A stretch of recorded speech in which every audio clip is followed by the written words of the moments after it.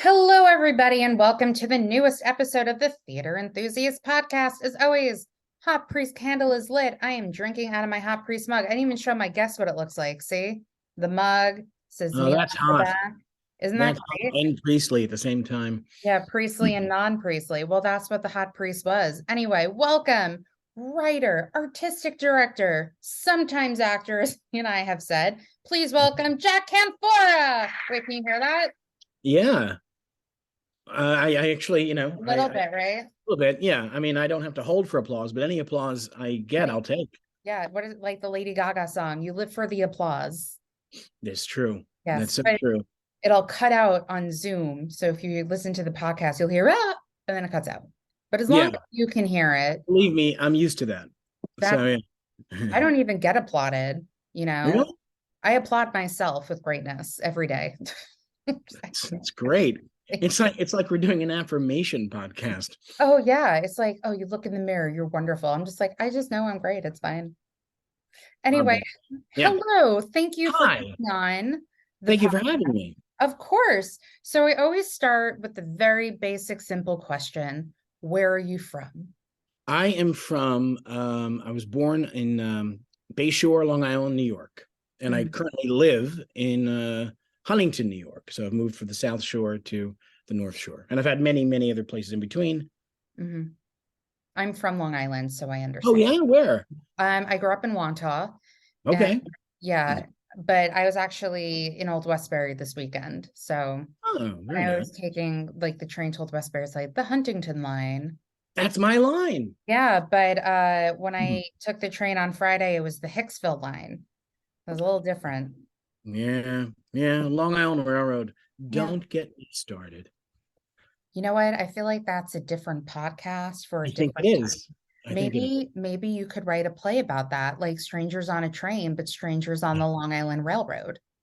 Yeah. Well, if it was Long Island Railroad, it would be probably called Stranger Than a Train. You know what? I think we just figured out your next production, online production. It writes itself. It really does. I mean, I can just go on, but I won't. Anyway, so what got you interested in the performing arts? Well, I was as a kid, I moved around a lot constantly, and so I was always sort of the kid on the outside, and then school plays, starting like in elementary school and middle school and stuff, and that was the first time that I found that I could have a group of friends and get some attention that was positive. And so that was a very, very big part of it for me. It still is actually the sense of community and sort of kindred spirits. That's a very big part of it. It was something, frankly, that I just sort of assumed would sort of fall away from me at a certain point, but Mhm. it never did. And I'm thankful for that. And really, it's just, kept up after that. And when I was in college, because I'm old, I saw Kenneth Branagh's Henry V, and that really made me fall in love with trying to be a Shakespearean actor. And so I studied that, and that was really what I did. I did when I worked, which wasn't a hell of a lot because I started off as an actor. I was either doing Shakespeare or improv and sketch comedy. It was a weird sort of Mhm. dual existence, but I loved it. Did you ever hear of the works of William Shakespeare abridged? Bridged, yes, I saw Yeah. that in when I was studying in London, and I think it was the original production on the West End. It was, needless to say, pretty funny. Yeah. When I Yeah. was in high school, there was like two separate theater classes, and my class did the Complete History of America abridged, and the other class did Shakespeare abridged. Okay. Yeah. I've never seen the Complete History of America abridged. That I'm sure that's funny too. Yeah. Well, it was, Once you look past the genocide and the slavery, but I mean, I think that part was left out. I don't remember. yeah. I mean, high school was, not to age myself, but not recently. Hmm. So, when you were graduating high school, did you know you wanted to pursue a career in theater? Not necessarily. I didn't really know what I wanted to do. I was sort of indifferent student in high school, but I fell in love with music. And particularly rock music. I think at that point I really wanted to be a songwriter. I think I really wanted to be, Elvis Costello or John Lennon when I grew up. But, like I said, both those jobs were taken. And so I had to find something else to do. And I acted a lot in college and loved it and loved every minute of it. But I just never thought that it was something I was going to end up doing, I guess, because maybe it seemed too sort of out of reach. But once I sort of said, oh no, studying acting, particularly Shakespearean acting, that's really what's calling to me. Then I So did it. sorry to interrupt, but where did you go to college? Where didn't I go to college? I went to American University, and then I left and I went to SUNY Stony Brook for a while, which all apologies to SUNY Stony Brook was sort of like going to college at the Department of Motor Vehicles. And so I got out of there and I graduated from Hofstra. Oh, okay. Another Long Island University. What? So I Exactly. know you ended up going to Lambda, correct? Mm-hmm. Yeah. So what brought you? So you graduated from Hofstra. Can I ask with what was your major there? Or My major was English. Mhm. And my parents, who've always been and always were very supportive in whatever I wanted to do. They just wanted me to do something that I was happy about. But their one caveat was that we're not going to let you get a degree in theater unless you want a double major. You've got to get a major that, the subtext was when you inevitably fail to make a living at it, you can have a fallback position. Doesn't that sound familiar? Certainly does. I think we've all heard of it. But yeah, so I majored in English but I also did a lot of theater in college. Yeah. So what you graduated Hofstra and then what happened? What was your eventual road to going to London to study acting? Right. Well, I think the summer after I graduated, I got into a course taught by a man who was the former head of RADA. It was a Shakespeare intensive. And I got into the class and it was in the West Village, and it was like 3 weeks. It was an intensive and I loved it. And he had this wonderful way of, uniquely British way of just putting you down in the nice, most polite way possible. And I remember my first monologue. It's sort of when I knew I was in love with this process. And it was a Romeo monologue. And I just poured my heart and soul into it. It was the Banished monologue from Romeo and Juliet. And afterwards, he sat back and said, well, you absolutely felt very deeply about that. We could see that. And you poured your heart into it. Of course, I don't care. He said, your job as an actor is not to feel anything. It's to make us feel something, which is, while obviously reductive, it's let me in onto the English do it very differently than we do. And so I thought, well, that's interesting. But I learned so much from him technically that he said, you should come to London and study. And so I did. What was the audition process like for Lambda? You know what? Honestly, it was perfunctory because he basically said, let him in.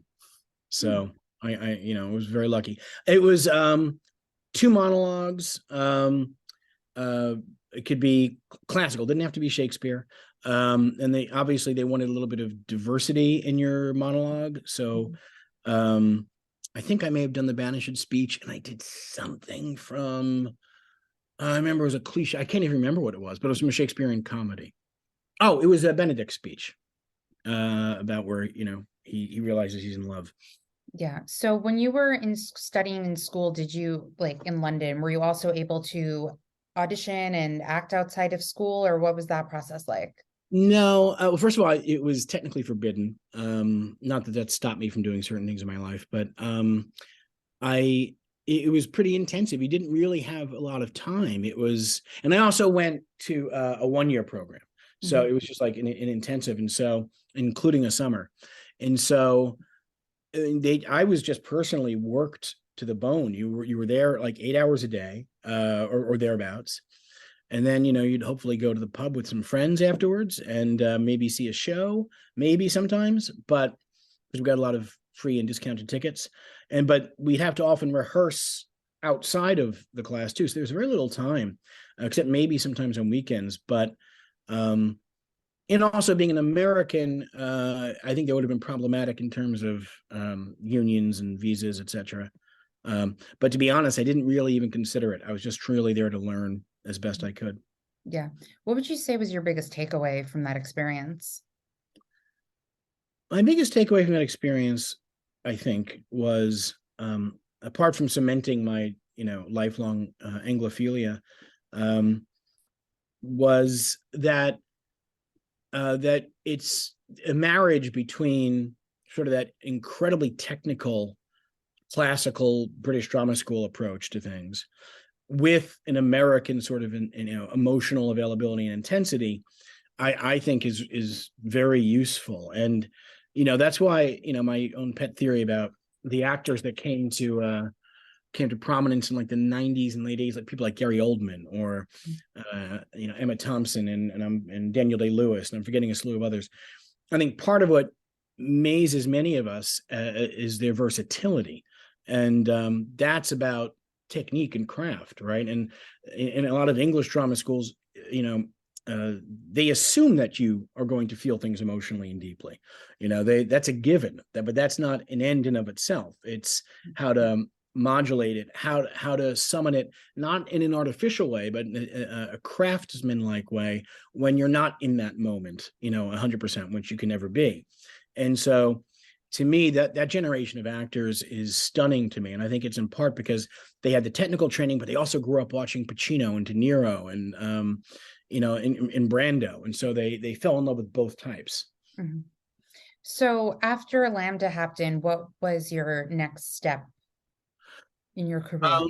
It was just auditioning, and I auditioned, and I got some work, nothing big or prominent, like some small, regional places. I mostly Shakespeare. Was this back in America, or did you stay in back in America? Yeah, no, okay. I came back and lived in America, and so did some small regional things, got to play some fun Shakespearean roles, but nothing huge in terms of the theaters I was working at. And then I was starting to do a lot of sketch comedy too, and improv comedy. I had a troupe that was in the Village, played in the Village every week. And that's when I started writing, really, with sketches. And right around that time, I also should say that really all my life I've suffered a lot with depression, and like in my 20s I had this crushing depression, which really, I think, sabotaged any chance I had at really getting anywhere as an actor. Not that I would have anyway, but when you're as an actor, obviously you need a constant drive, and you need to get up out of your bed and attack as many things as you can. And I just couldn't do that. I mean, I just couldn't do that for long stretches of time. And then as my 20s progressed, I was having some success with the sketch comedy. It was a great training as a writer because, you'd write the sketches and then you'd perform them sometime that very week. And, the audience is the best teacher in the world, would tell you when you succeeded and would absolutely tell you when you didn't succeed. And so it's a quick learning curve. And then, sorry. No. Would you, because I have a younger sister who's like really into comedy now, and she studied like at Second City when she lived in Chicago, and Wonderful. she's back home trying to get a job. She's fantastic. Like she has like a journalism degree from Northwestern, like undergraduate, but like she really wants to like kind of figure out what her niche is with like journalism and comedy. And so she was saying that with Second City, what they do is that they'll like write sketches and then they'll perform it and they'll work on it. Is that something similar to what you were doing? Because you said that the audience were like not the best teachers or whatever. Maybe you did say that. No, they were the best teachers. Yeah. I'm saying, so were there sketches that you performed that you just kept working on, or were you just like, that sketch didn't work? That sketch worked. Maybe I can work on this more. Like that's perfect. I never said that last one, but there were some sketches we would do and we thought this doesn't work, and other sketches we do we thought, well, it can work, but we need to cut this or change this, or throw in finger puppets. When in doubt, go to finger puppets. And others we thought, oh, this is very good. And so we would not often, but we would occasionally bring them back just to see that they were still working, and they did. I mean, one of the mistakes I made in my acting career was that I didn't pursue institutions the way I should have, like Second City or the Groundlings in LA, or Upright Citizens Brigade was just starting, but it wasn't really a major presence yet. But I think, but we were very, I think we were pretty good. I mean, and we were getting a lot of positive feedback, and we'd usually sell out most nights. But you couldn't get anyone from, say, SNL or any agents to come down and see you. And so, and at the time anyway, apparently they had a policy in which they wouldn't cast out of New York, because I think that if they, and I don't know if that's true, but that's what we were told repeatedly, because I think if they did, they'd be inundated every week. Yeah. And so, but also our sketch comedy was different than a lot of that stuff. It's weird because I did a lot of improv, but when I wrote sketch comedy, it wasn't loose and improvised. It was really, I think, more in sort of the Monty Python school, not in terms of the style or even the quality, certainly, but it's just that you write these out and you rehearse them and you figure out what works, and then the script is locked in. And so I think that in many ways, and we didn't do recurring characters, we didn't do things like that. So it was a slightly different side to it. But what your sister's doing, with Second City and doing that, I think that's a very smart path.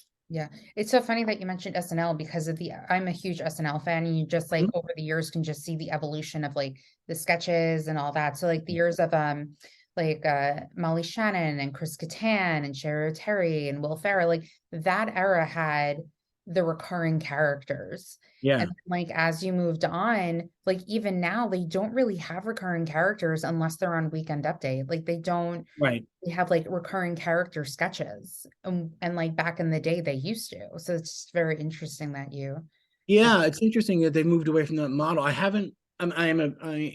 very much enjoy a lot of their stuff. I don't watch it as often as I should, because what I'll do is I'll sort of cheat, and I'll, like, the next day when they'll put the real top stuff up, and I very much enjoy a lot of those things. But that era, which is the Will Ferrell era, was sort of when we were doing our thing too. And so the I guess the organizing principle in those days was very different than what we were doing. And not that we would have gotten anywhere anyway, but I mean, it was just a very different vibe to it. I mean, but Will Ferrell, I mean, you can't be funnier than Will Ferrell.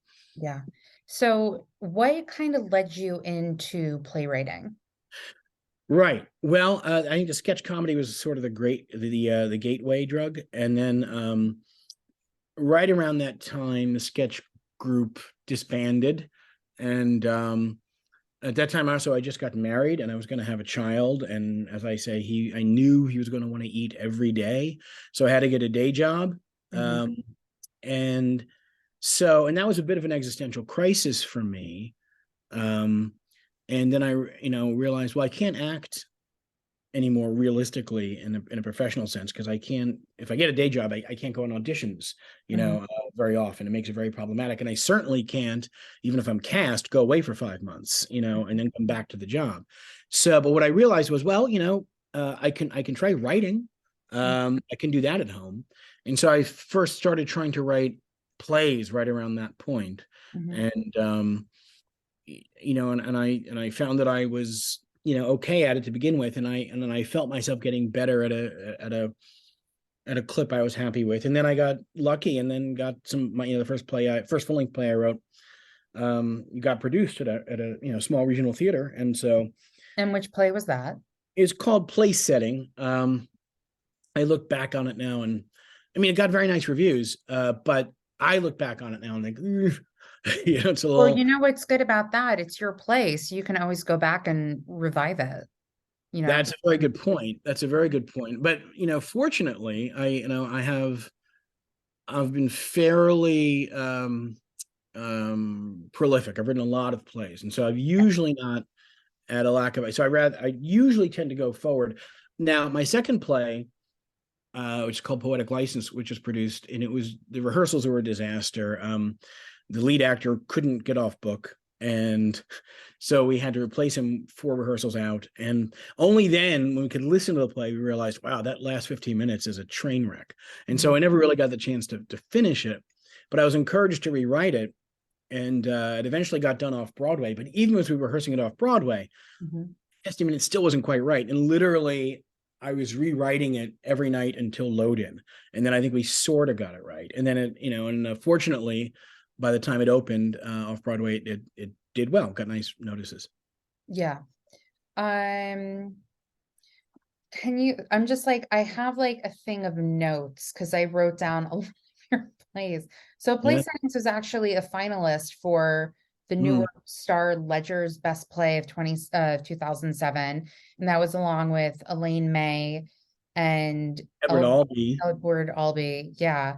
And also Teresa Rebeck, I think. I think she won Yeah. it that year. And so I was, always the bridesmaid. But no, but I mean, when the cliche is it's an honor to be nominated. I mean, that made my year. I didn't, care that much if I won. It was just to see my name in a newspaper in the same sentence with those other writers Yeah. was a real thrill. Yeah. So another play of yours that's, I guess, I don't want to say like the most well known of your shows, but it's definitely like the most promoted is Jericho. Oh, yeah. Yeah. Yeah. Jericho is a play I wrote around 2008-ish, 9-ish. And Now, before we get into yeah, like, I'm curious because I knew like I feel like I've seen about the show, like I've seen the title, and then yeah, I read what it was about because I read the New York Times Critics Pick Award when it was mm, at 59 East 59 Theater. yeah. I thought it was just a very interesting concept. So like where did the idea of this show come around? Oh, well, that's a good question. Well done. I have Thank to you. try and remember now, but I had two sort of threads going on in my head. It was the first time I ever wanted to write a play about an idea. Um, I mean, not in the sense that I felt I had anything to say or teach anyone. I was just sort of curious. It was a question that I had, which was growing up in Long Island, as you know, it's a very diverse population in many ways, and so and I have a lot of family who are Jewish, and I'm many Jewish friends in Long Island. It's a large community, and at the time, in particular, there was a trend of men and women going on birthright or visiting who were. By all accounts, ahead of time, completely secular in their outlook, and Mhm. many of them decided to move, and often like to the West Bank. And I was, basically a coward, and so I said, "Well, what would make someone who has a fairly safe, comfortable existence go into something, move to a country, and be surrounded by people who want you dead very often?" And I said, and what that had nothing to do with the play, but I was pondering that, and then I sort of came to the realization that it probably has as much to do with what's not here in America as Mhm. what is there. And I guess in a word, that would probably be a sense of community. I think we're incredibly fragmented here. Mhm. And not that there aren't fragmentations in Israel, but there is a sense of common purpose. And so I wanted to sort of write about that. And then I had a separate strand about a woman who was having a very difficult time processing the death of her husband, who happened to die in 9/11, and Mhm. which I was very about writing about anything about 9/11 because I didn't think it was. I didn't think I certainly didn't have anything to say about 9/11, like sociopolitically or otherwise. Um, but and the two threads interconnect in the play in various ways. But so that's really what was the starting point, and Mhm. then as the play as I started to write it out, and this is usually what happens to me in my plays, the play sort of let me know what it really wanted to be about, and so I sort of followed that trail. Yeah. So that's interesting that you said you don't really write a play when you have an idea in your head.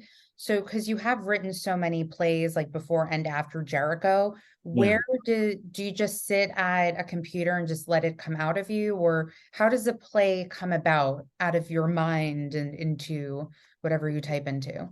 Well, I don't know. I think that once or twice I've tried writing a play based on like almost like a writing prompt idea, right? And but what I try to do, and I can't explain it. It's I'm not. I don't approach it particularly intellectually. It's a lot more intuitive. A story or a thought um, just grabs me as something that's really sounds like a fascinating idea Mhm. to kind of explore. Usually, it's about. I guess it boils down to oftentimes, gosh, what would I do in that situation? I have no idea what I would do in a similar in that situation, and Yeah. so I'd sort of proceed that way. And it comes and goes during a lockdown and COVID. I think as a means of keeping some semblance of sanity, I wrote constantly. I think I wrote probably an objectively unhealthy amount from a psychological perspective. I think I wrote like 3 or 4 plays, Oh, wow. and I mean, I was just constantly writing. But I also have gone, since last year, I've gone almost 2 years now without anything that sort of grabbed me by the throat and said I have to write it. But I'm okay with that because I know it'll, or I think it'll come at some point. And I just went through a period where I wrote a ton that I think is maybe to a degree unusual. So I'm okay with my brain saying I need to recharge on that sense. But it's almost never, although Jericho's a little bit different, but it's almost never an idea that I want to explore. It's more of a feeling of this would be fun to try to write. It's always comes from a question of some sort, and it's usually, well, what would that be like? You know, how would I respond, and how do people respond to this? I mean, we have, and I know we'll get to it later. We have my theater company has an audio play out on all podcast platforms called Step 9, and the premise of that was from a news story, and I just thought that's an amazing moral and social dilemma that it says. And just and I didn't really follow the news story after that because I didn't want to write a docudrama, but it's based on a true story in which a woman, when she was a young woman in college, she was raped, and it was in the late 80s or so. And so, you know, it's still often the case, unfortunately, but certainly the case back then, where she really couldn't get anywhere in terms of getting any sense of justice or punishment for her attacker. But she eventually decided, well, I'm going to try as best I can, you know, to put it behind me and sort of live my life. And, you know, I don't know how successful she was, but I get the sense that she was reasonably successful, as much as one can be in that regard. And then about 30 years later, she gets a letter of an apology from the rapist, who is going into recovery. And one of the steps, step 9, is to make amends with people you've wronged. Now, of course, that step also says if your apology or reaching out to them is going to traumatize them, don't do it. So I don't know what he was thinking, but he really did that. And so now she, you know, the first of all, how does she take that on emotionally? And the character, as I started to write her then, was someone who was always compartmentalizing and sort of like refusing to admit that things really bothered her. And as far as she knew, she was humming along life fairly successfully, although a lot of people around her didn't think so. But now it's up in her face and she doesn't know what to do with it. And now there are legal ramifications because she's allowed to press charges now. And so she has to wrestle with, do I want to put myself through that? Because it's often a hellish experience, both legally and psychologically for women who do that. So it's sort of wrestling with that idea. I should add, there's also jokes. So it's not a constantly wearing sackcloth kind of wearing drama, but so that's a great example of it. I heard about this and instantly I said, there's a play in that. So yeah, I felt that way when I was watching Mystic Pizza one day. I was like, this could be a musical. I can see a musical number right here. And then I like talked to my old roommate. I was like, how do we make this happen? And then she's like, you need to do all these things. I was like, I'm not a writer. And then they announced, or like, somebody announced somewhere that they're turning it into a musical. So I was like, well, there goes my idea of turning that into a musical. I feel like my idea of it was probably better than what they did, but they did regionally somewhere. And I think it was just like, it was like a jukebox musical. They were using like songs that for the show, or for me, it was like, it could have dramatic moments and funny moments and original music. Right. I mean, if I haven't seen that movie in a long time, but if I remember, one of the, you know, it would be handled very differently today. But one of the key dramatic elements, I think, is a man in his 40s or whatever having an affair with a girl who's like 18, and but he's married with children, and it's hard. So well, my biggest thing was like their mother would have a moment where like between her and like Julia Roberts' character, I'm like, I feel like there's a song that this mother can have right in this moment. And that's where I was like, oh, that could be a musical. Right. Yeah. I mean, there's definitely moments like that. I mean, one of the things I'm sort of self-taught, you know, in terms of writing, and one of the things I think, although I don't write musicals, they're great lessons to be had for writers of just regular drama or plays. I mean, usually, I think John Guare first said this. He said that, you know, the second song of the musical is always the want song. It's always, this is what I want. and this is what I need in some form or variation of another. And I haven't run the data on it, but it sounds basically right to me. Yeah. And that's a great lesson. In other words, you need to find out what the want is, Mhm. no more, at least get a hint of what the want is, no more than say like 15-20 minutes into the play. Yeah. So I mean, that's a great structural Mhm. structural hint. Yeah. Before we started the podcast, you and I were talking about how you don't do musicals, and which, not many writers do, but then you said when we started that you wanted to be a musician. Yeah, So, I could mean, do it, I right? think it is possible where you could, I mean, don't necessarily have to write a musical, but you can do a play with music in it. Yeah, I mean, in fact, not to keep bringing back to step 9, Do that. but I'm going to, ad nauseum. And on the podcast, That's fine. yes, no, no, Yeah. no, that's thank you. Yeah, like there's music in that, and I wrote and played that music, and but it's the music I loved was tended to be more rock oriented, Mhm. which now, I mean, there's a lot more cross pollination in that Yeah. regard.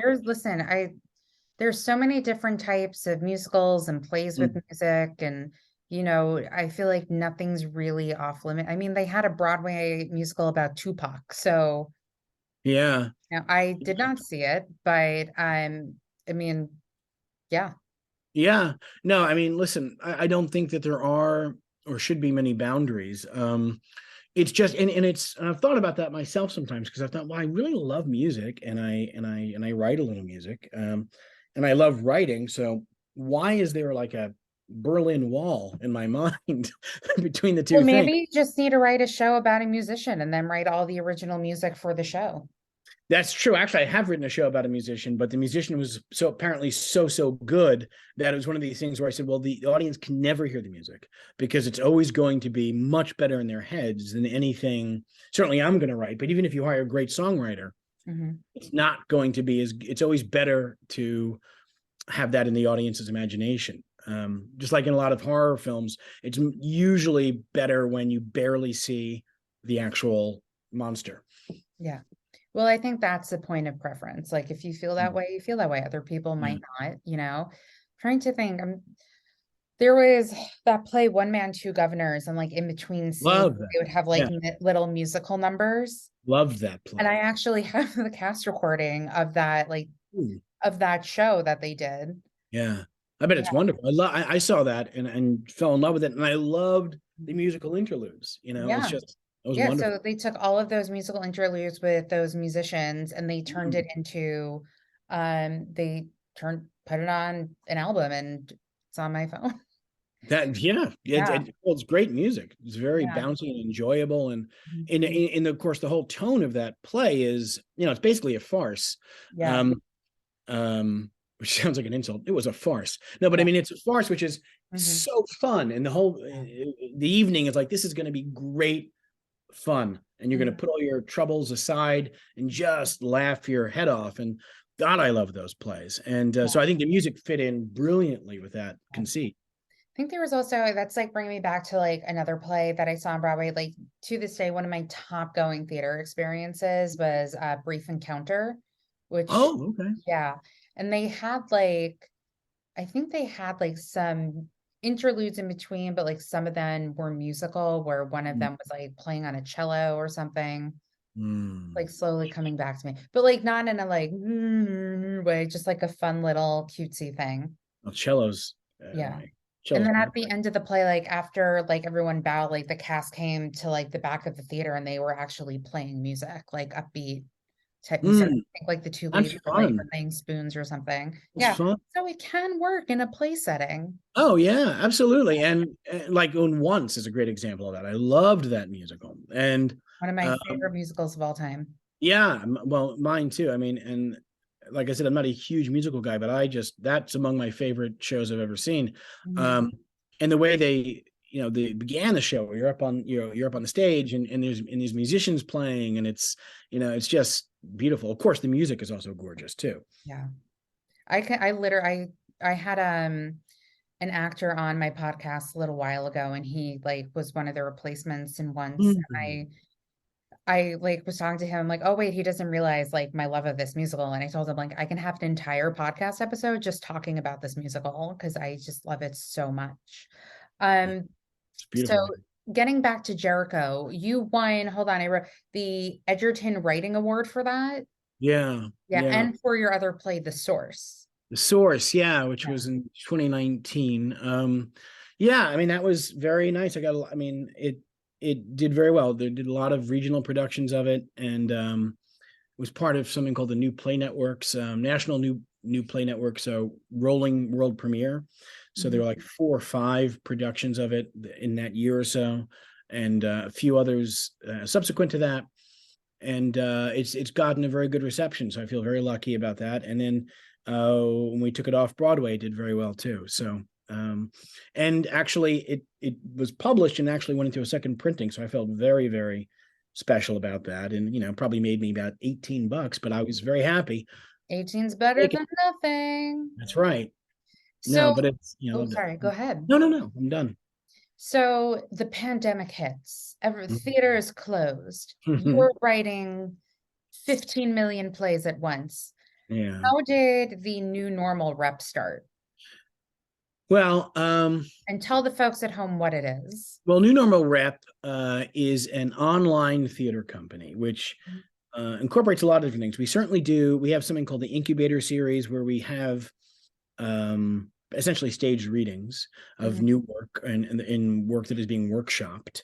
But we also had our first season. We had 4 full-length productions that were produced as full plays. I'll get more into that in a minute. But the origin story, so to speak, was around April. I was starting to jump out of my skin with April 2020. yeah, yeah. Okay. And I reached out to a bunch of friends of mine and said, why don't we just Zoom like a play reading every week, once a week? It can be any play anyone wants to do. Anyone can play anything. And so I reached out to actors I've worked with over the years. And the one thing I just wanted to, the 2 things I wanted to have in common in this group is they had to be good actors, but more importantly, they had to be people I enjoyed hanging out with. Mhm. And so I think we all really got a lot out of it, just because we knew every week we'd see each other and we'd have fun. And we did everything from Kaufman to Shakespeare and everything in between. And so that was just wonderful. And it was somewhere along the way, a few of us said, this is actually a pretty good rep company we have the makings of. And so, and we also, of course, at the time, I think we all remember that there were tons of plays being done as readings on Zoom. Mhm. Um, and I remember watching, I don't know if you remember this, but they did it as a Democratic fundraiser, the cast of The Princess Bride Yep, I movie. watched it. I did it. And of course, I love The Princess Bride and the cast is brilliant and amazing. But even in that one, it seemed that it was clearly pretty primitive, right? It's like very new technology. Yeah. And in terms of how to approach it as an actor or director, they're all sort of groping their way through it. And that's not at all to disparage the work they did, but it felt like, and we saw several things like that. And I and a couple of friends of mine said, it's a new medium that probably won't ever go away. And it's certainly never going to replace live theater. I mean, we're not pretending that it does do that. And we all work in theater and want to continue to work in theater. But we thought, but it can be a worthwhile experience if we can find a way of doing it right. And it's still a work in process, but we did a 4-play season. We sort of figured out what our principles were, and our main principles were to give access to writers and actors, both to reflect diversity, but also newer underproduced works. Mhm. And then I would also like to play in my season too, because like most writers, I'm a bit of a egotist, and so we decided we'd have 4 plays, and Marsha Mason directed the first play, which was of mine, which actually was Jericho, and the 2 of us sort of struggled over what the aesthetic was like, because Marsha Mason is a brilliant actress and director, but she said to me, "I've never done this," and so we had to sort of figure it out. And what we settled on was aesthetic where, like, we just had a green screen in back, and so it looked like everyone was in the same room.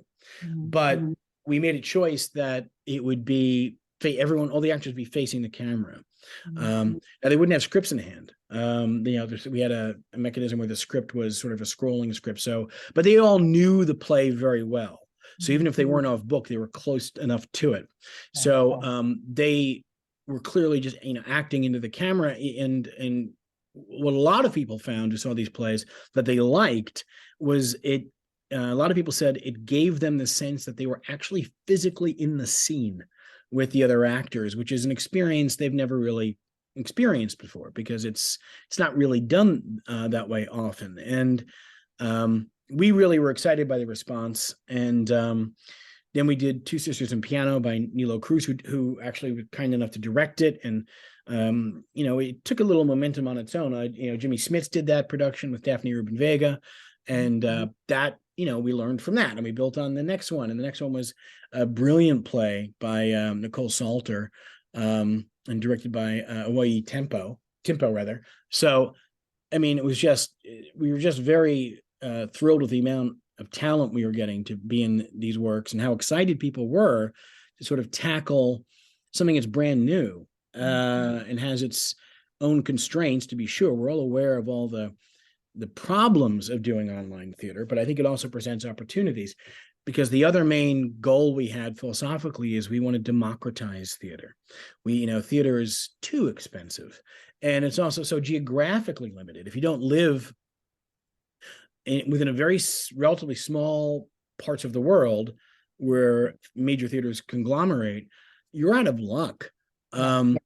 And people are always talking about the notion of theater, dying. It's been dying since Euripides, right? But one of the problems is that most people aren't exposed to theater very often.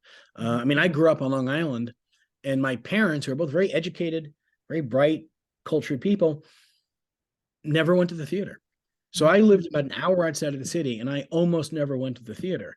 And so we think that's awful. And we think that a way to help rejuvenate the theater, and I think art isn't a luxury, and I think theater is not a luxury. And if we can provide it to anyone in the world who has internet access for almost nothing, or in fact for nothing, with our audio play, then I think that's a net good, for the world. Can I ask, where did you stream these plays? We have a website, and then you can log into that. And we also there were a few platforms that were really big during the pandemic that would help you stream and help you set up your tickets, et cetera, et cetera. And we went with one called On the Stage, and they were very good. But basically, if you wanted to go see the play, you could log in to our website, and it would take you to the page that would be dedicated to that. And you could aircast it. You could certainly put it on the television.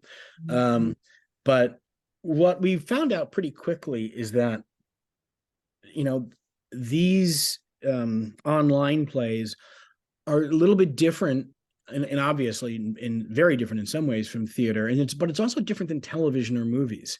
And part of that is because the actors are looking right at you, even if they're talking to the characters. There's a real intimacy. That's one of the words that kept coming back to us too from the audience, is that it's really intimate work, because you're also so physically close to the actors, and they're so right on top of you that and I think that's exciting. People really responded well to that and engage them in a unique and new way. And fortunately, I don't think this, streaming world is ever going to go, away. And I think that there's a way to make that a positive for theater, to really let the whole world, anyone who's interested and has access to the internet, can watch, some very good theatrical experiences. You've performed in some, correct? Some of the shows? I performed in the audio play that's out now. Okay. Step 9. I don't know that I've mentioned that, but Step 9, what was that one? Step 9 on all 9? podcast platforms. That one? So Yeah, I mean, like I told you before we started the podcast, I Mm, have a background in doing virtual play readings because, mm, like I right, directed a lot of them during the pandemic. right. So I'm curious, what was the feedback that you heard from the performers while doing it? It took, well, I was most directly involved artistically with Jericho because, I was the writer, and my philosophy as artistic director is that I'm there for the writer and the director in any way they need me. Mhm. But I've been in a lot of I've seen a lot of moments with other people with my plays where the director and the cast and I are all gelling and we're working, and then someone comes in and watches it, and they're not on the same plane. So my job was to get people and works that I really trusted, Mhm. and make myself available to them, and then sort of let them do their thing. Yeah. Um, which I think for an artist is the best way to do it. But I can tell you that for Jericho, and many of the actors were in it on off when it was off Broadway, so they knew the play, but it was initially disorienting for them. But what they said afterwards is that it was different. It was a unique experience for them, and again, the word intimate kept coming up. That there was a real sort of intimacy, even though they're never in the same room, Yeah. literally physically.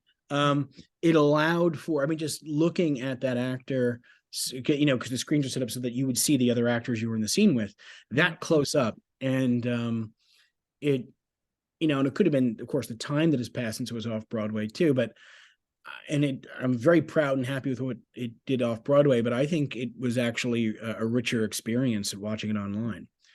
I Again, mean, not just, no, again, I don't want to come across as saying, it's better than theater. It's just different than theater. would you ever turn it into a film?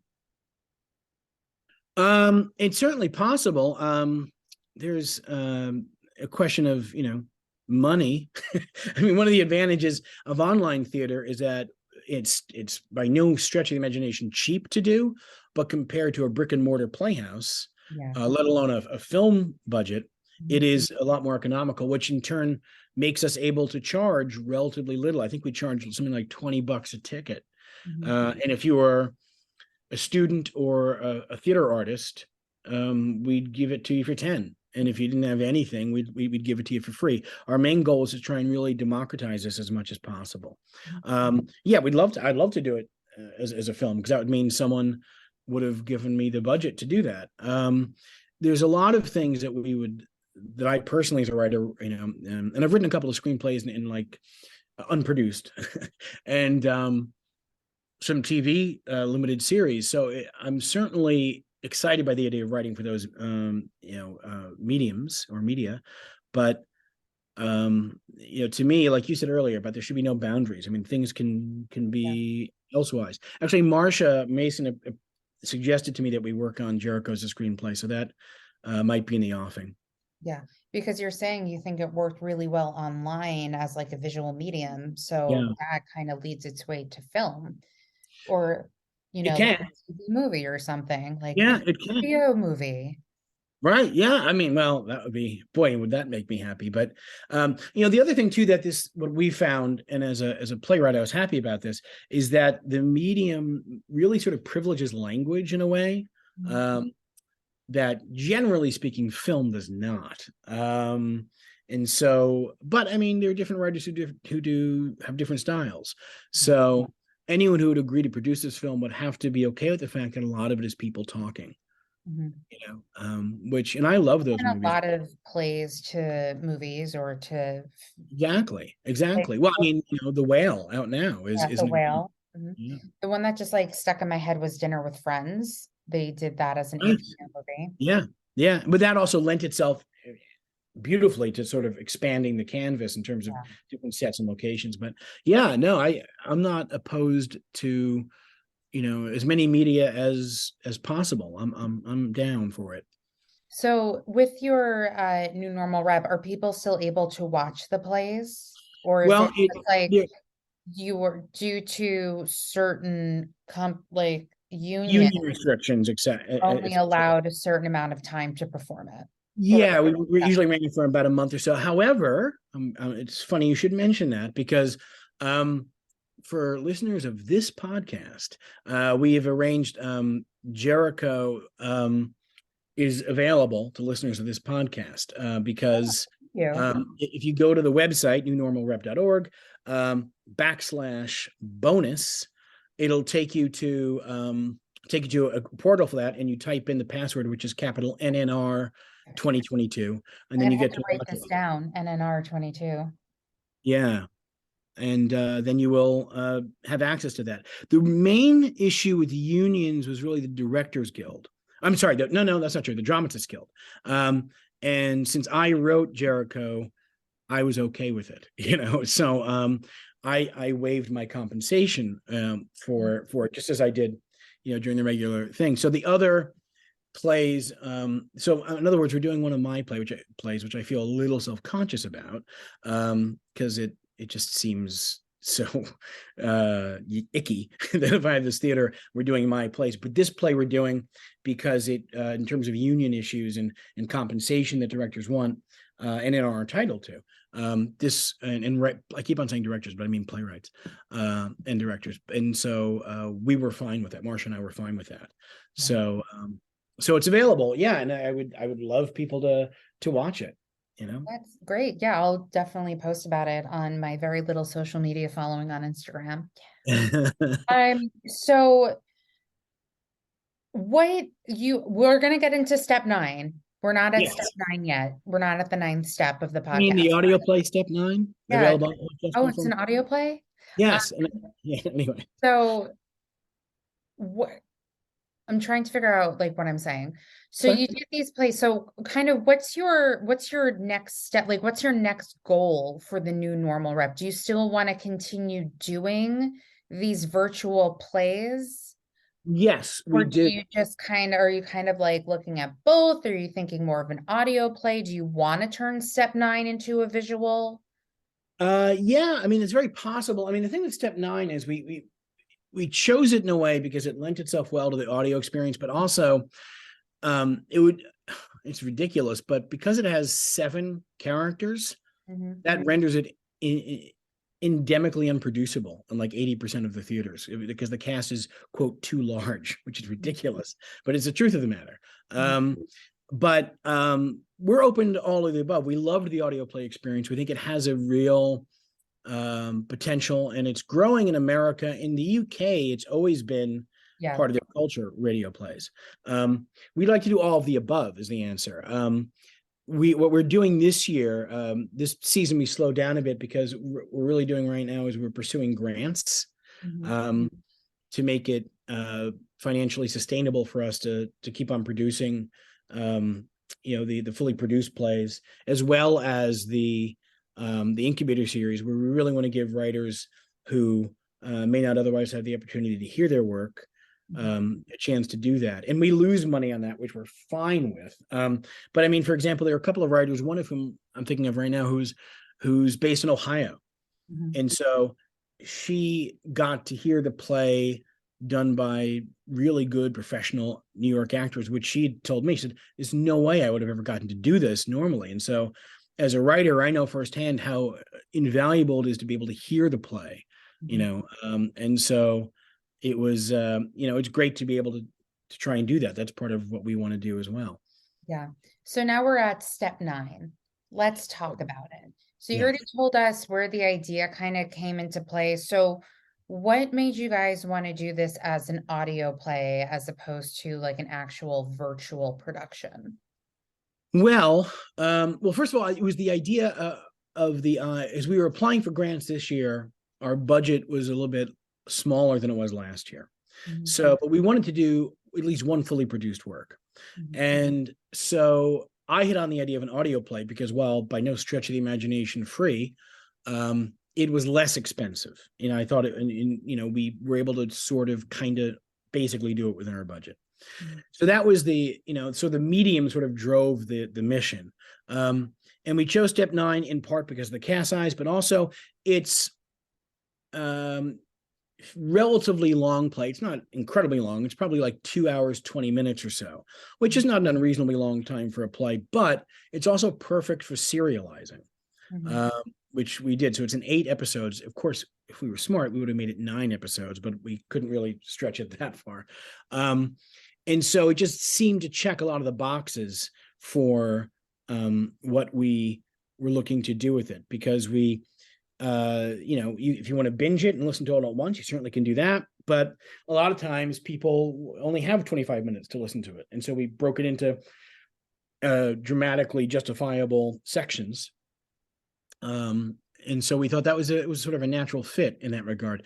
Not to mention that we always are bringing in new actors and writers and directors, but we do really pay attention to the rep of New Normal Rep. We have what we consider sort of a repertory company. Mhm. So we have a stable of actors and also directors and writers whose work we want to sort of nurture, and I think there's a lot to be said for our true rep company, because now a lot of us have known each other for years and acted with each other for years, and this play had several roles. Actually, I'd written it in particular for one actress who plays the lead, and I wrote some of the roles for some of the people in the company, and so it just made sense on a bunch of levels. Yeah. Well, I'm just putting it out there. I do have a background in directing virtuals, so if you need a I'm quite serious. So we're always looking to have more people join. I have like almost every single virtual reading I directed saved. Well, and I'm not joking. Let's talk afterwards, because that would be great. It would be great to bring you on. I can just read you off the list of the 18 18, my goodness. within Yeah. like from May 2020 to August 2021. Wow. Well, now I feel silly for saying I was particularly prolific back in the pandemic. Is 18. Well, That's it's funny that, yeah, well, the reason it happened was because during the pandemic, and like for those who's listened to the podcast have heard me talk about me doing these virtual readings that were literally like 3 years ago and then 2 years ago. It all started because I saw all of these people doing like these readings and on Zoom and then posting them on Facebook. And I've always wanted to direct a production of The Shape of Things. So I just posted like, hey, yeah. I want to like do a virtual reading of The Shape of Things. And my friend named Tim, he came on my podcast and he's like, my dream role is Adam. I was like, oh my God, my dream play to direct is The Shape of Things. And so that kind of like catalysted into what it became. So we had a Tony winner playing Evelyn.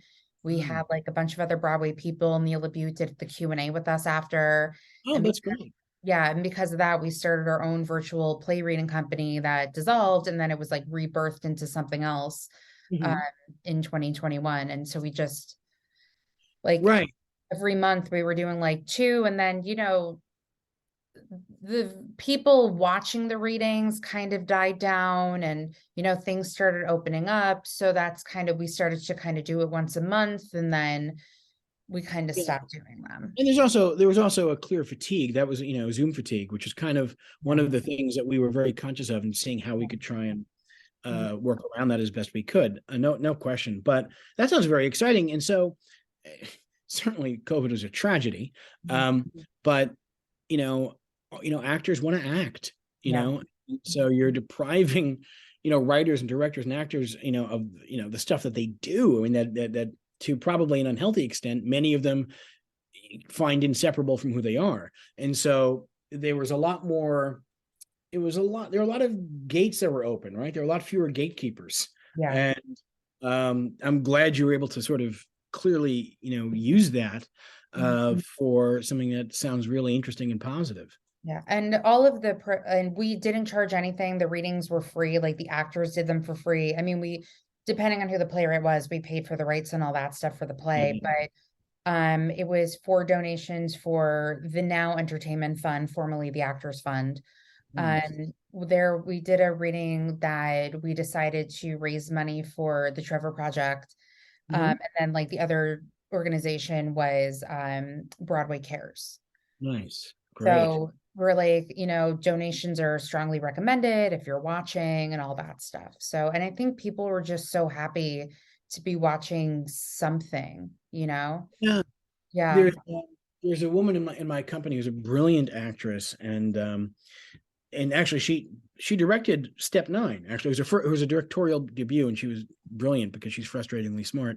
And she said she really put it very well. She described the genesis basically of NNR is like, we sort of built a little campfire in the dark where we all kind of like huddle around occasionally and Yeah. tell stories and be with each other. And, not to get too Joseph Campbell about it, but I mean, narrative is such an essential part of human existence. And when you're deprived of that, Yeah. um, both as a audience member and a participant, it creates a hole. Yeah. Do you have any other shows that you're hoping to do as an you don't have to say what they are, but do you have other shows you're hoping to do as audio plays? Uh, the answer is yes, we do. But we're not sure what they are yet. I mean, certainly, obviously it's going to be not one of mine because we've already done one of mine. So we'd like to, so we're very much in the business of thinking of what the next project would be in that regard. Mhm.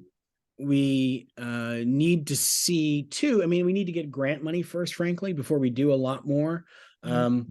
And what we're hoping, and we're very curious to see what the numbers will be with the audio play. I mean, the good news about audio plays is that they're kind of there basically forever, So, we would like it. We'd like to do that. We need to see that the numbers are worth it, in that sense. We definitely want to do other full productions, but we're not at the stage right now where we're sure about what we're going to do this next season. We'll definitely do more free reading series. There's no Yeah. question about that because we think it's really important and it's also fun. Um, and and all of us have individual projects too. I mean, like in real theater, I have a few plays right now that I'm trying to get, a couple of plays in particular that I'm trying to get produced. And so, like, I'm going to the next few months start workshopping another play um, about the relationship between Mozart and Beethoven. And so, I'm very excited to do that. And that's the nice thing about NNR too for its members is that it's, we're not giving up theater by any stretch of the imagination, but we can come in and out of it and still keep the company together. Yeah. So let's say somebody is interested in doing something with you, whether it be a playwright, a director, or an Mm. actor joining the repertory or being, I guess you can say, like on file. How would they get in touch about wanting to do that? They can send an email to info at newnormalrep .org, and we will look at it. We will definitely read it and respond.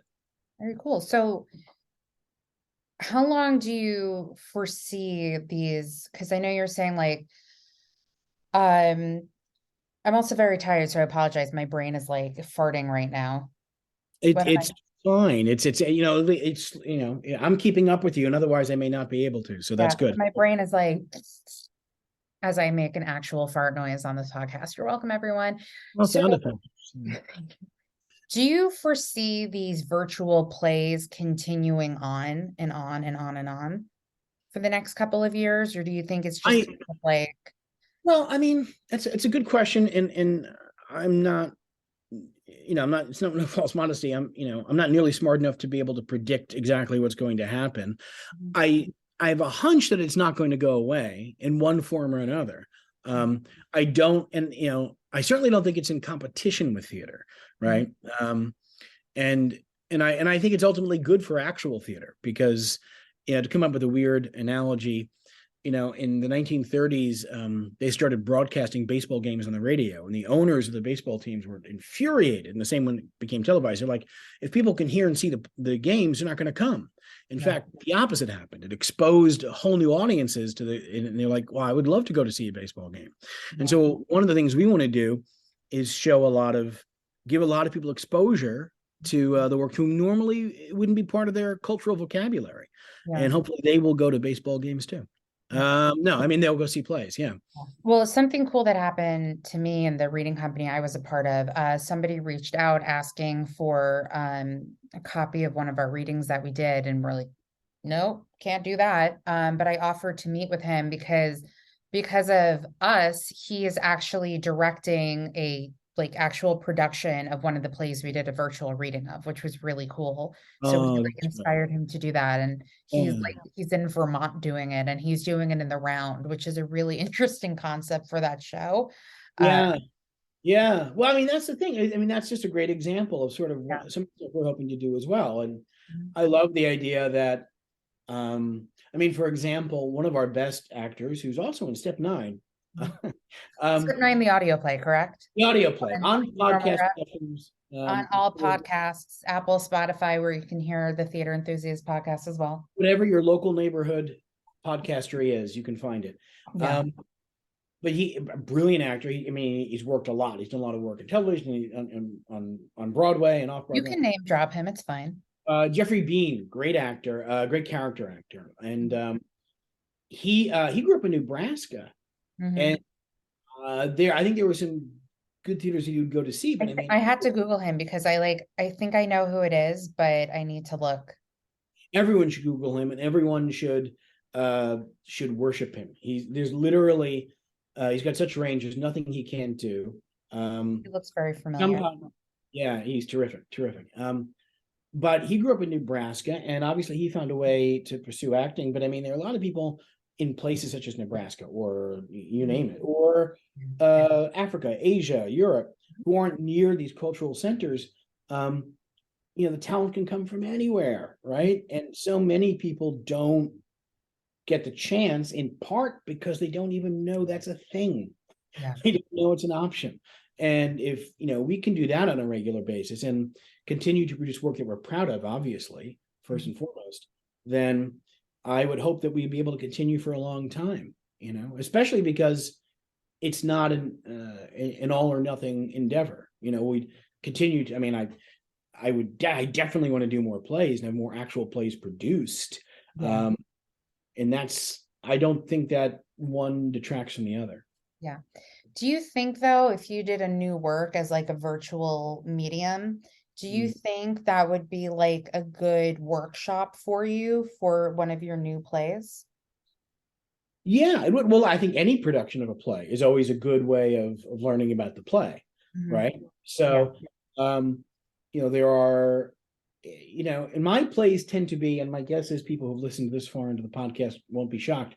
My plays tend to have characters who are pretty talkative, Mhm. and so the the medium switch to virtual, to online or even audio plays like Step Nine.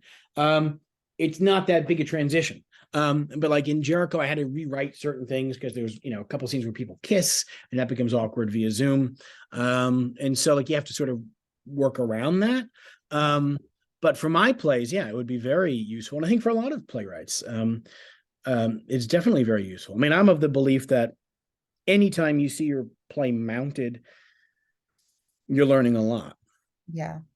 We only produce like works that were already done because we didn't have relationships with playwrights to do new works. But one of them actually was like, would you do a new work of mine? So we were able to like do it and put it on. It was actually our last play reading we did. And when I was talking to them, emailing back and forth, they were like, oh, do you think that maybe I should write in that they come in masked because of the pandemic happening? I was like, I Right. don't think that's really needed because Yeah. Yeah. for me, it's more of escapism. And Mm. they asked for a copy of the recording so they can have it kind of as like their workshop. It's like, maybe I can send it to this person. Yeah, I mean that's just it's so invaluable. It's so invaluable as a writer, to hear it out loud and in both to find out what works and what for me in particular when I hear stuff of mine out loud, and I think it's true for a lot of playwrights, inevitably what I'll find is when I'm repeating myself. Mhm. But you'd think you could glean just from reading it, and you can to a degree. Yeah. But the actors bring so much to the role. You realize inevitably with me, it's about taking away language because the actors are doing a lot of the heavy lifting for me. Yeah. Do you, excuse me, we're coming kind of like towards the end of the Okay. recording, which is not a bad thing. But kind of where do you see yourself, like your career going at this point? Like you're still doing, I was about to say the new normal. That's not right. The new normal rep. New And normal rep. We dropped the just like Facebook. So yes, new normal rep. Kind of like how Backstreet Boys is not the Backstreet Boys, it's just Backstreet Boys. Yeah, that's yeah, right. you don't know it. Showing my age. Mhm. and you have all these other plays, but like kind of where do you see yourself moving forward with all of this? Is there something, I mean, I kind of guess this also goes into like your dream roles, dream experience stuff. Like, where do you kind of see yourself going moving forward? Or is there anything you want to write? Or is there anything you might want to try? Maybe you want to dabble into acting again, maybe try directing something.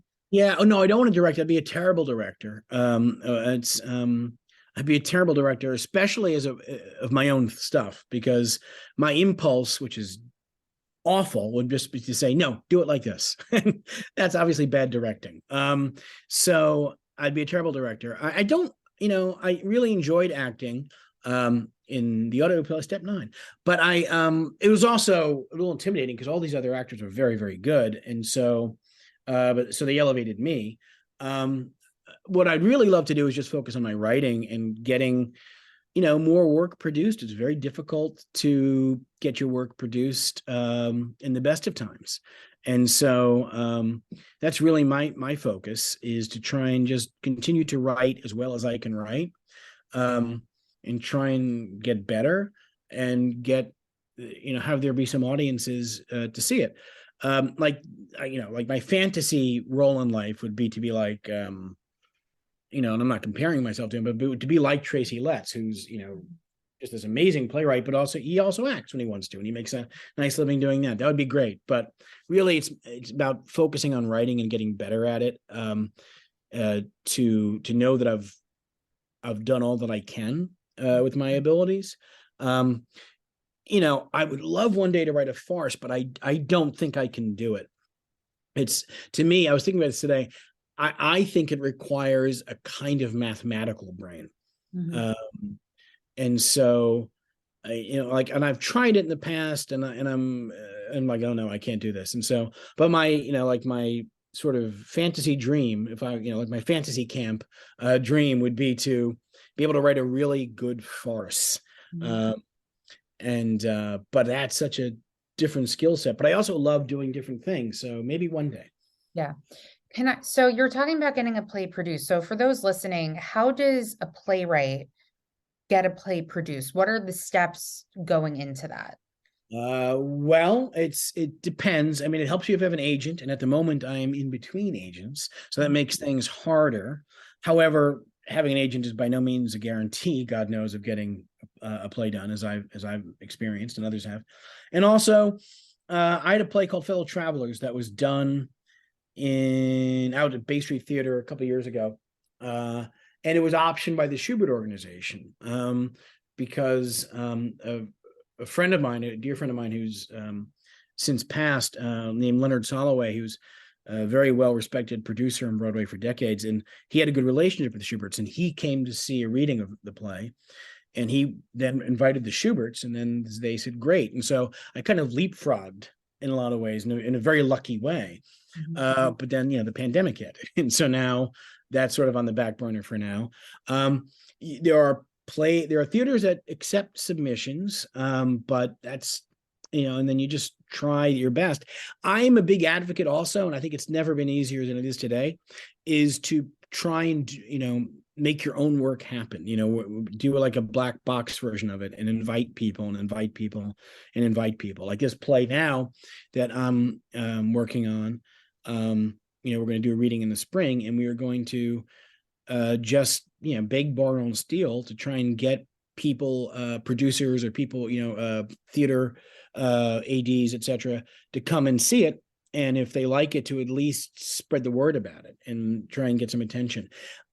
I think inevitably, the cliche of it's who you know is true, but you can get to know people if you put yourself out there enough.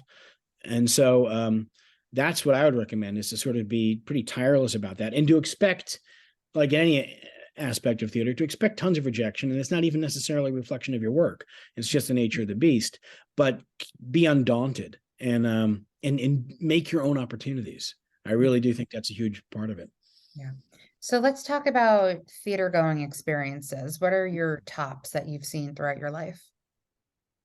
Once is certainly the best musical I ever saw, and I loved that. I remember years ago, I saw Broadway production of A View from the Bridge with Anthony LaPaglia and Allison Janney and Brittany Murphy, and that just stunned me. The power of the play and also the power of the performances, which were uniformly brilliant. That was a play that sort of left me breathless. Edward Albee's The Goat was so audacious and so brilliant and so funny. And to me, that's the kind of play that I aspire to write, in the sense that, Albee always tackles incredibly heavy, dramatic, often dark topics, but they're very funny plays, throughout. And so that's one of my favorite types of plays. I was I was very moved, and I loved August Osage County when it was out. I mean, that was one of my favorite theatrical experiences. And that was fascinating to me watching the movie, which I don't think worked nearly as well. And they changed very little, and it's because they changed very little. And there's a famous dinner scene, which on the stage is one of the best scenes I've ever seen. And you're crying with laughter, but yes, there's also very dramatic stuff happening. And in the film, it wasn't funny at all because they kept on doing like close-up shots, and you can't do that in comedy.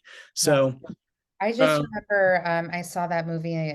I saw the show because I knew what happened. And I went with a guy friend of mine to see it in the movie theater.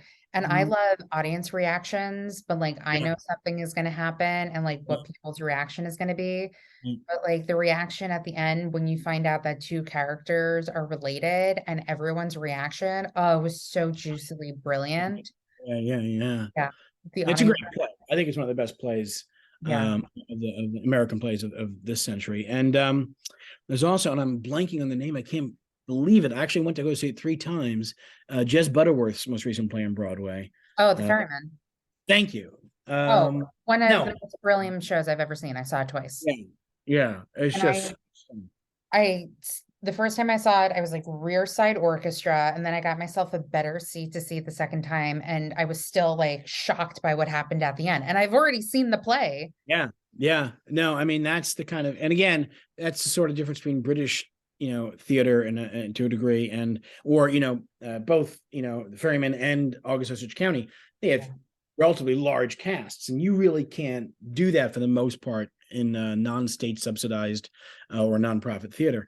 But I'm not exactly rich, so going to see a Broadway play 3 times, it was just stunning. So yeah, those are some of my favorites. I'm sure there are others I'm not remembering, but yeah, those are pretty great. I told somebody a while ago, I'm like, I really need to see like a really good play, like a Ferryman or like one of those.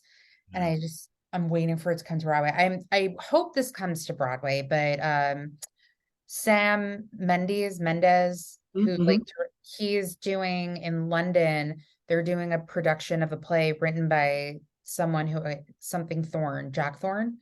Okay. Where it's about Richard Burton's Hamlet. Oh, wow. Love that. Yeah. I want to say they're doing it at the National Theater, but like a part of me feels like that's going to come to Broadway. Yeah, that'd be great.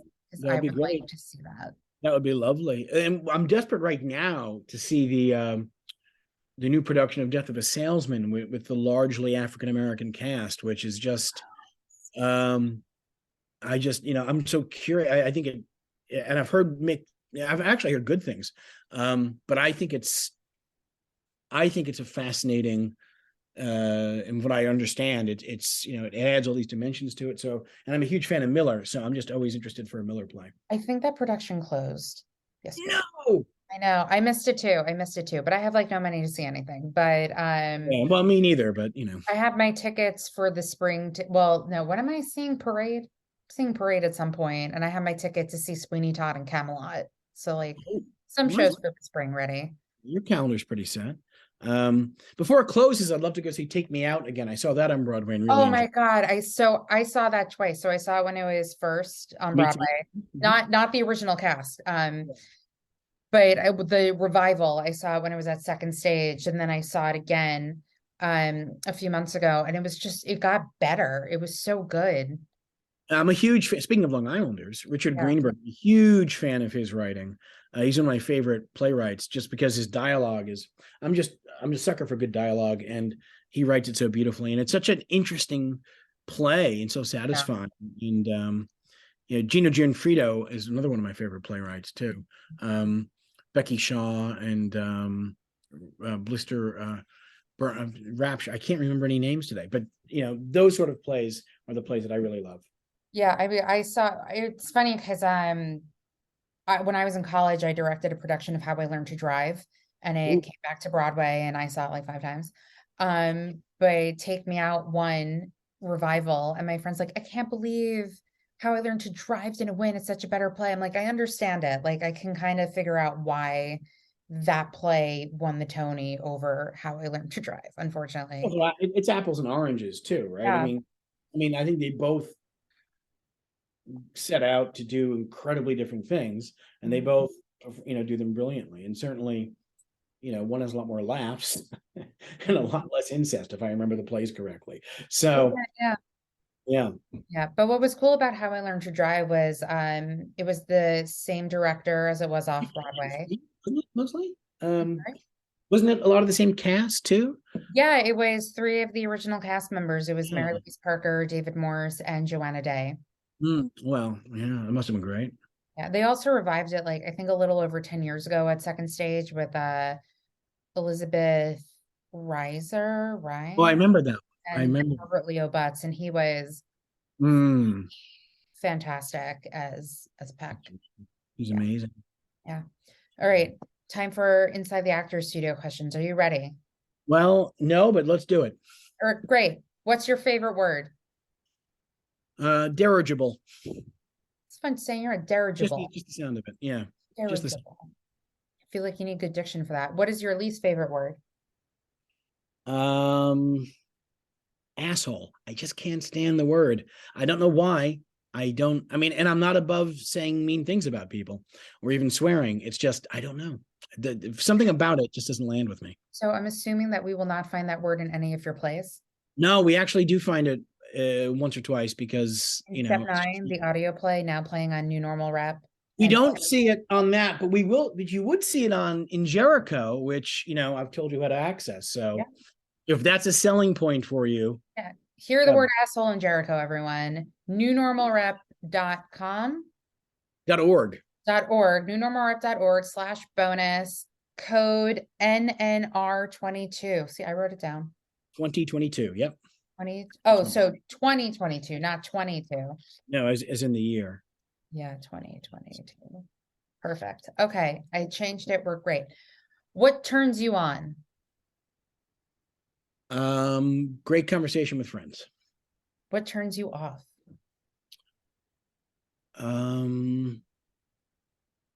What turns me off? Oh, gosh, it's such a embarrassment of riches to pick from. I would say, um, I would say unnecessary snarkiness, which is ironic because I've done a lot of that in my time, but as I've gotten older, um, I try and cut down on that. Sometimes snarkiness is necessary, and then I love it, but just just defaulting to not trying to be no, listening openly to someone else. So there you go. What sound or oh wait, no, I take that back. What is your favorite curse word? It's hard to beat fuck, isn't it? I mean, because it's got that satisfying "k" sound at the end, and it can be used, in a million different contexts, which is sort of its genius. You will hear a lot of fucks in both plays. Perfect. Matt Damon said something similar. He's like, you can use fuck in so many different ways. Yeah, What sound or noise do you love? the cello. What sound or noise do you hate? AM radio. What profession other than yours would you like to attempt? Realistically, I think maybe a novelist. Unrealistically, center field for the Yankees, but the odds of that are very slim. Listen, you never know. You can write a play about it. What profession? No, what profession would you not like to do? Anything that sort of has me chained to a desk. I mean, I would say like accounting, and that could be largely because I have no talent for it. But I think something like that, where I'm processing data constantly, that would be awful for If me. oh, if heaven exists, and this is the final question, if heaven exists, what would you like to hear God say when you arrive at the pearly gates? Hmm. Um, I know. I didn't think you were going to make it either, but here we are. And as James Lipton would say, here are your students. If I remember to, I always like to end the podcast with one final question, Yeah. if I remember it, and it is, why is theater important? Or why do you think theater is important? Well, because I think, and nothing original is going to come from my answer, but I still believe it very deeply, is that, like I said earlier, art isn't a luxury. And more importantly, narrative is, you know, that's how we know we're human, and that's how we best communicate with each other, is with stories. It's why we dream, right? Everything is our basic understanding of ourselves, hardwired, is via stories. And when you're in a room full of people, strangers, with live human beings on the stage doing this, there is a dialogue and a synergy and an experience that, man, I don't know how real life can even compete. Very nice. Now, as we're coming to a close, do you have anything else you want to say, add, anything you want to ask me? You don't have to, just throwing it out there. Any final thoughts other than everybody listen to the audio play, Step 9, available on all podcast platforms. Also, if you do want to see Jericho, remember newnormalrep.org/bonus, password NNR 2022. Yes. Did I get them all in? Yeah, well, that's perfect. Just one last thing I would like to ask you. By the way, Oh, thank you so much for having me on. thank you for Um, coming on. yeah, you're a theater enthusiast. I think that's safe to say. Mhm. Why? What if you can narrow boil it down to one thing? What's the key element for you? It's always funny because when people are like, oh, describe this, describe that, like, what are your, I can never figure out what it is particularly. I'm guessing maybe because we were talking about it, it's just like a feeling you get when you're watching live theater. And I think for the 30 years I've been seeing theater, just age myself. I By the think way, you're self-conscious about aging yourself. It's still considerably younger than I am, so that's okay. my birthday's also this week. Hey, thank you. I'll take I am a very big person about my birthday. I will take all of the happy birthdays. I also feel like with age and seeing so many things that I've just become so jaded. So it's like kind of like a big deal for me if like a show or a performance or something means a lot. Yeah, Mm. it is something you have to really combat as you get older, right? I mean, I think that's the biggest thing you need to combat. Well, I mean, high cholesterol, but I mean, really, ultimately, the most important thing to combat is jadedness. You want to become. I find I'm less jaded now than I was. Um, I prize basic just decency and kindness, I think, more than I used to, and I think, and it's important to to not be as jaded, and it's a constant effort. But you want the ideal to be like what the Bob Dylan line is: I was so much older than I'm younger than that now. Yeah.